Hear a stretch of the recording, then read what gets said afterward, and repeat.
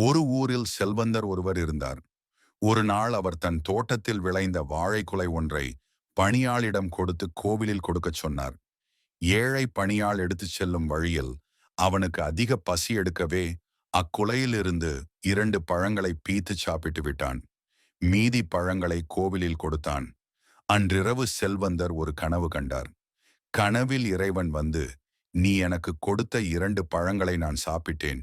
ருசியாக இருந்தது" என்றான். செல்வந்தனுக்கு மிக கோபம் வந்தது. ஒரு குலை பழம் கொடுத்திருக்க 2 மட்டுமே இறைவனுக்கு போய் சேர்ந்திருக்கிறது. மீதி என்னவாயிற்று என கோபப்பட்டான். மறுநாள் காலை அந்த பணியாளை கூப்பிட்டு விசாரித்தான். அவன் 2 பழங்களை பசியினால் தான் சாப்பிட்டதை ஒப்புக்கொண்டு மீதி குலையை கோவிலில் கொடுத்து விட்டதை சொன்னான். செல்வந்தனுக்கு புரிந்தது.